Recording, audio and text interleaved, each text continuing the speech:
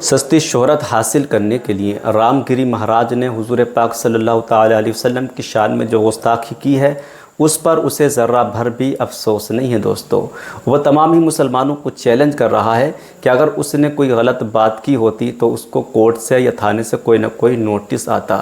देखिए कितनी गैरत की बात है मुसलमानों के लिए कि अभी तक उसके पास नोटिस भी नहीं गया है। हम ये सोचते हैं कि एक जगह से एफआईआर दर्ज हो गई, अब इस बात का इंतज़ार कर रहे हैं कि पुलिस उसको गिरफ़्तार करके लेके जाएगी, तो ऐसा बिल्कुल नहीं होगा। वो मौलाना ही हैं कि जिनका एक जुमला कहने पर पुलिस उनको गिरफ़्तार करके ले जाती है और फिर महीनों महीनों जेल के अंदर उनको रखा जाता है। लेकिन कोई संत, कोई बाबा, कोई महाराज इस तरीके की बकवास करे, किसी के बारे में गलत बोले, मारने या काटने की बात करे, तो पुलिस उसको नोटिस तक नहीं भेजती।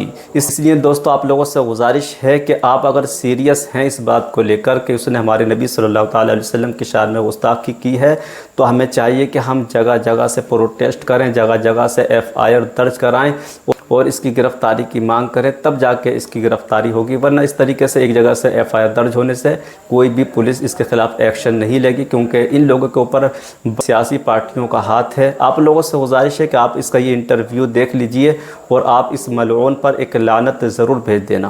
यहाँ के दौरान आपके प्रवचनों के द्वारा आपके मुख से निकले हुए कुछ शब्द जो है विवादित निकले और उसको लेकर आपत्ति जताई जा रही है। पूरे महाराष्ट्र में हम विरोध प्रदर्शन देख रहे हैं, इस पर आपका क्या कहना?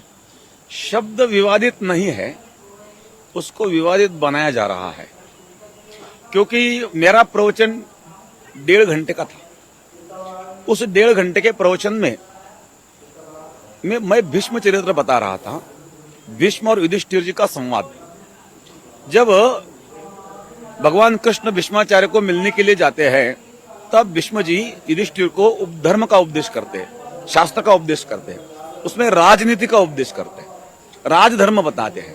तो राजधर्म बताते हुए भीष्माचार्य कहते हैं कि राजा का पहला कर्तव्य होता है कि किसी भी अन्याय अत्याचार को राजा ने सहन नहीं करना चाहिए। अन्याय को प्रतिकार करने की शक्ति होते हुए भी यदि कोई प्रतिकार नहीं करता है तो वो पाप करता है। तो इसीलिए अन्याय को प्रतिकार होना चाहिए। इस बात में हम चर्चा कर रहे थे। उस चर्चा में बात निकली बांग्लादेश की, क्योंकि बांग्लादेश में हिंदुओं पर जो अत्याचार हो रहे हैं, बहुत घृणित कर्म हो रहा है। महिलाओं पर बलात्कार हो रहे हैं और हिंदू पलायन के लिए तत्पर है, वहां रहना नहीं चाहते हैं क्योंकि वहां का जीवन नरक जैसा हुआ है। हिंदुस्तान के बॉर्डर पर वो लोग आकर के खड़े हैं और कहते हैं कि हमें हिंदुस्तान में लो, क्योंकि हम वहां जी नहीं सकते। तो इस विषय में चर्चा करते हुए वह उदाहरण हमने दिया था और उसका गलत अर्थ लगा करके वो इशू बनाया गया है। नहीं तो हम प्रवचन में तो 1.5 घंटे का वो प्रवचन था, उसमें तो तत्वज्ञान ही था।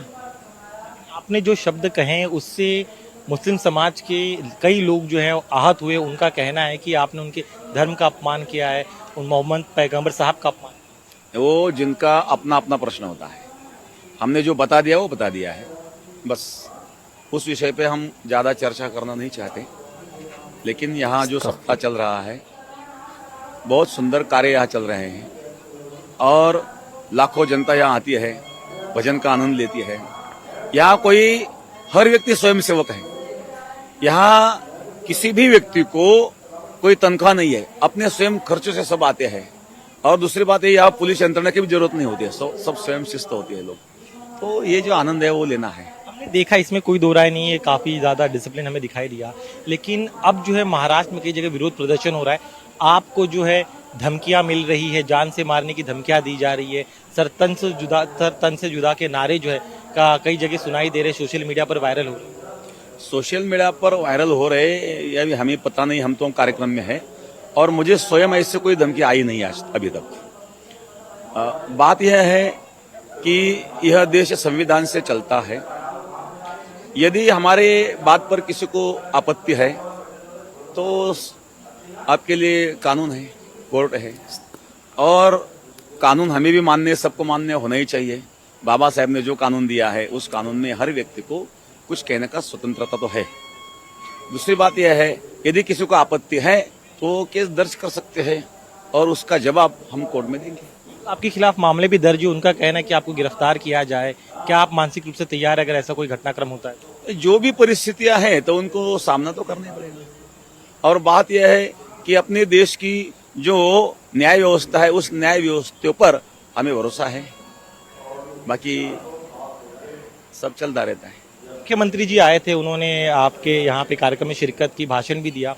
उनका एक बयान जो है काफी सुर्खियों में, उन्होंने कहा है कि महाराष्ट्र की जो सरकार है वो संतों के आशीर्वाद से चल रही है और महाराष्ट्र में कोई भी संतों का एक बाल भी बांका नहीं कर सकता है। कहा जा रहा है कि वो भी आपके साथ तो है सब, क्योंकि अपना जो कार्य चल रहा है वो समाज के लिए चल रहा है और इसीलिए अच्छा काम करने के लिए कोई भी साथ देता ही है। तो मुख्यमंत्री साहब ने साथ दिया, अच्छी बात है। जो नाराज है उन लोगों को आप क्या कहें? जो नाराज है तो नाराज नहीं होना चाहिए, उन लोगों ने भी नाराज नहीं होना चाहिए। नाराज होने जैसा उसमें कुछ नहीं है। हमने जो कहा वो सत्य कहा है, जो है वो है, जो तो लिखा हुआ है। नाराज होने की कोई आवश्यकता नहीं। और कोई नाराज है तो उन लोगों में रहने वाले जो समाजवादी लोग हैं उन्होंने उनको समझाना चाहिए। इतिहास नहीं पता, आपने जो तथ्यों से इतर आपने बात कही है, नहीं वो दुखाया हो।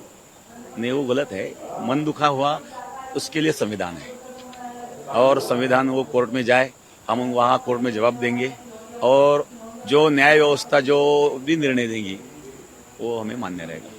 इसी कार्यक्रम में हम कई मुस्लिम समाज के लोगों से बात कर रहे थे, उनका कहना था कि हम खुद आपके कार्यक्रमों में आते हैं, यहाँ पर सेवादान करते हैं, फल फ्रूट देते हैं, पानी पिलाते, जैसा आपने स्वयं सेवक कहा, तो क्या वो सच्चाई है? ऐसा है आपके कार्यक्रम में आते हैं? बहुत मुसलमान आते हैं, मुसलमान बहुत हमारे भक्त भी है। संगमनेर में जो सप्ताह था तो एकादशी का जो फलार होता है ना, तो वो पूरा खर्चा उन लोगों ने किया था। बहुत मुसलमान भक्त है और जो राष्ट्रवादी मुसलमान है, जो सेवा भाव रहने वाले मुसलमान है, वो भी हमारे साथ ही है। और हिंदू मुस्लिम की बात नहीं है, एक मानवता की बात ही है। वो कहने की आप संत है, आपको जो अच्छी बातें जो है समाज में शांति की बात करनी चाहिए, लेकिन आपने अपने शब्दों से उनकी भावनाओं को ठेस पहुंचाई। नहीं, अशांति की बात हमने की नहीं। हमने उसमें बात यह की है कि यदि हम हिंदू सावधान नहीं होंगे तो ये जो अराजक तत्व है वो आगे ज्यादा बढ़ेंगे तो बांग्लादेश जैसी परिस्थिति हमारे यहाँ भी आ सकती है। इसीलिए अपनी ओर से तो हिंसा नहीं करनी चाहिए, लेकिन कोई हमारे ऊपर अन्याय करता है, अत्याचार करता है तो उसको प्रतिकार भी करना चाहिए। और बस इसी बात को हमने वहां बढ़ाया था और उसी विषय में चर्चा में एक उदाहरण वो दिया था। बस उसके व्यतिरिक्त तो कोई हमारे मानसिकता भी नहीं थी। अभी वो कौन किस हिसाब से अर्थ लगा रहे वो उनका प्रश्न है। कहना है कि अगर महाराज जी जो है अपने शब्दों को पीछे ले लेंगे तो पूरा विवाद खत्म हो जाएगा। आपने जिस तरह से उनके आहत किया है, ऐसे में जो है हमने आहत किया नहीं है, जो ग्रंथ में लिखा है वो हमने बोला है, बाकी कायम। मैं बाहर देख रहा हूँ, आमतौर पे आपके साथ कभी सुरक्षा नहीं होती है, लेकिन इस पूरे विवाद के बाद क्यूआरटी की टीम को यहाँ पर तैनात किया गया है, तो थ्रेट आपको जरूर बढ़ा है। तो सरकार जो है ये भी देख रही है, क्योंकि जिस तरह के भड़काऊ नारे लग रहे हैं आपके खिलाफ, सोशल मीडिया पर पोस्ट वायरल हो रहे हैं, उससे थ्रेट बहुत सीरियस नजर आ रहा है। ठीक है, जो है जो दिख रहा है उस पर हम क्या बात कर सकते हैं। हमें तो भगवान का भजन करना है, परमार्थ करना है अब, और चल रहा है हमारा कार्य। श्रद्धालुओं से हमारी बातचीत हुई, वो काफी चिंतित है आपकी सुरक्षा को। ऐसा कोई बात नहीं, हमें कोई ऐसा लगता नहीं। लेकिन आपकी गिरफ्तारी के लेकर दबाव काफी बढ़ रहा है। उनका कहना है कि 15 तारीख को आपने बयान दिया था, 48 घंटे हो गए, लेकिन अब तक महंत जी को गिरफ्तार नहीं किया। नहीं, अब जो हमें अभी आज तक नोटिस तो आई नहीं है, जब कोर्ट से नोटिस आएंगी तो हम देख जाएंगे। जो लोग आपसे आहत है, आप उन्हें क्या कहना चाहते हैं ये बताइए, क्योंकि उनका कहना है कि जो शब्दों का चयन था आपका वो बेहद आपत्तिजनक था। उनके गुरु का जो है, धर्म गुरु जो उनका अपमान करने वाला, इस्लाम धर्म का अपमान करने वाला, पैगंबर साहब की आपने अवमानना। ऐसा कुछ भी नहीं है, अवमानने का वहाँ कोई विषय नहीं है। जो हमने कहा वो उनके ग्रंथों में भी लिखा है और मौलाना लोगों में भी उन्होंने, बहुत मौलाना के आप लोग यदि क्लिप देखेंगे तो उन्होंने भी वही कहा है।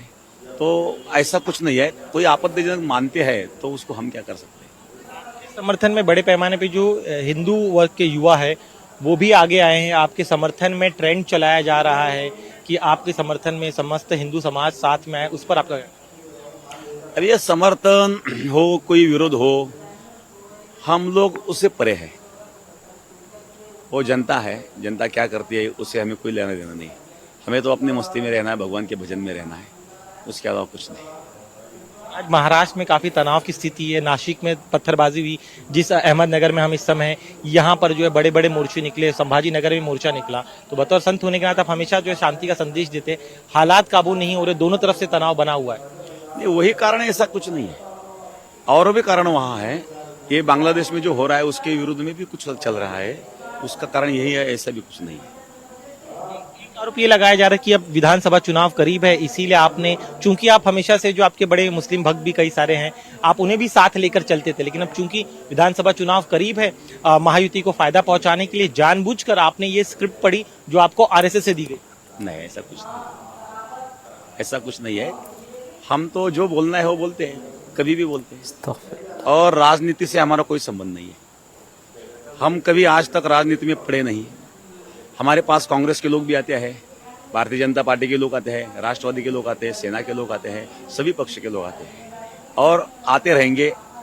राजनीति से हम ऊपर है, राजनीति से परे है। कह रहे हैं कि आपकी वजह से बीजेपी को फायदा होगा, शिवसेना शिंदे सेना को फायदा होगा। किसी को फायदा होगा, किसी को नुकसान होगा, ये गणित करने वाले वो करेंगे, हमारा उससे कोई लेने देना नहीं। लगातार जो है पूरे महाराष्ट्र के कोने कोने से श्रद्धालु यहाँ पर आ रहे हैं, किस तरह का आपका सप्ताह होता है और जो आपके प्रवचन होते हैं उस बारे में बताइए।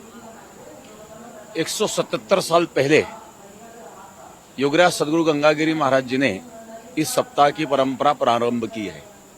इस साल जो सप्ताह था यह 177वां सप्ताह था। तो ये जो सप्ताह की परंपरा है, इस परंपरा में 7 दिन में 25 लाख तक जनता आ जाती है और सब 25 लाख लोगों के भोजन की व्यवस्था की जाती है। रोटियां जो होती है वो घर घर से लाया जाती है। एक दिन में 500 से 700 गांव तक की रोटी आती है और यहाँ दाल बनती है।